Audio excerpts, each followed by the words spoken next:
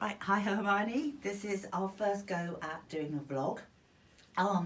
Really important part of our work is getting information out there to the person on the street. Yeah. Because they don't know what they don't know. Yes. What do you think?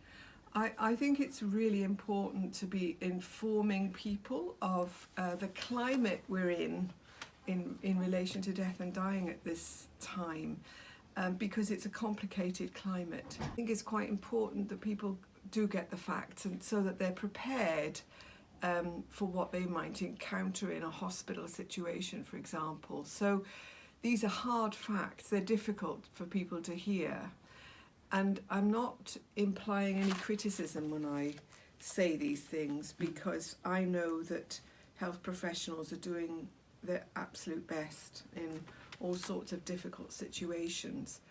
But this is a reflection of where we've arrived as a society.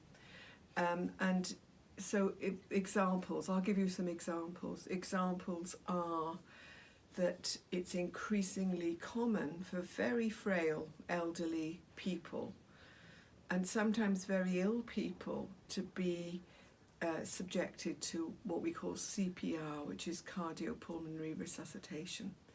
And this is quite a brutal procedure. And it's often done in the heat of the moment when somebody collapses or has died. But if you have many health problems and you're very frail and elderly, this is a completely futile procedure. It won't lead to the prolonging of a good quality of life for that person.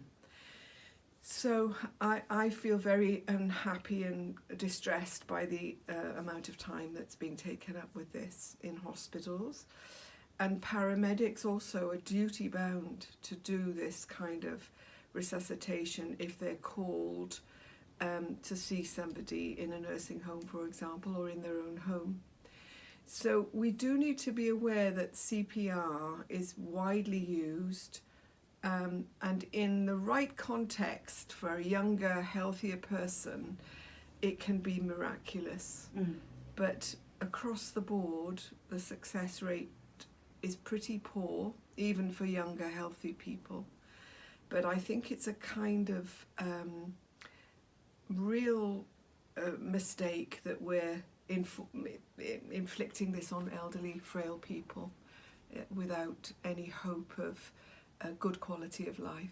Whenever you see anything about CPR in the newspapers or on the telly or on a soap, it's also positive. It's That's very right. upbeat that Yes. everybody ought to know how to do this, Yes. that we have the defibs in telephone boxes. You never see anything about the downsides of CPR anywhere. So No. is that where you're coming from, about getting that sort of... That information really does need to come across, because there is a phenomenon that would be called failed CPR. So failed CPR doesn't necessarily mean that somebody hasn't been successfully brought back from the brink of death, but many people are left quite severely incapacitated after a CPR attempt, and there may be brain damage, there may be long-term health conditions, and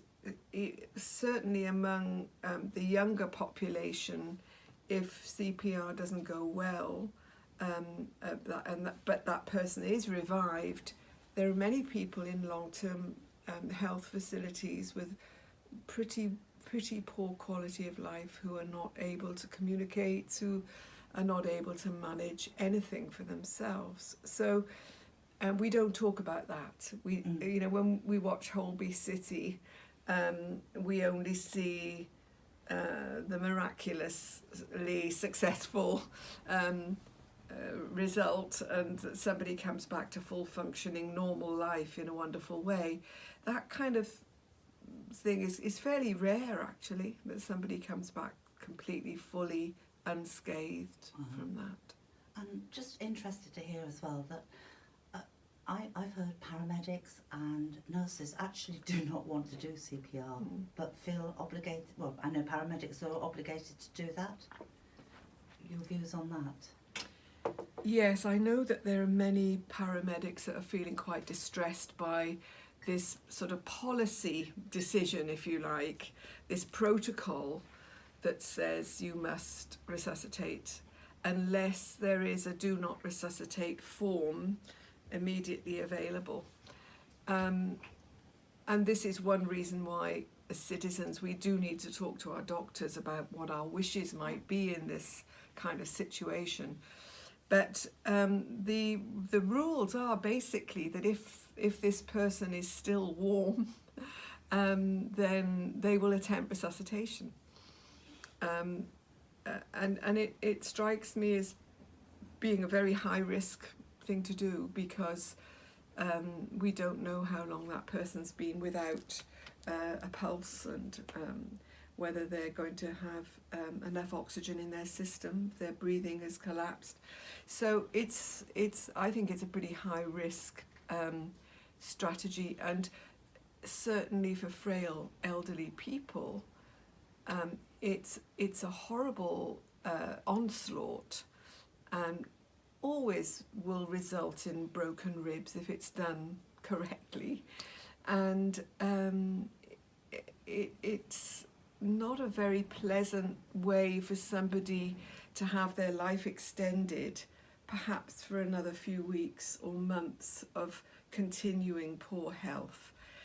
So I would really like us to start to think more objectively about just what is it we're doing, why are we doing it, and who are we doing this for? And in our next vlog, we'll be talking about how we can have those conversations with people and how they can record what it is they would like and wouldn't like. Yeah.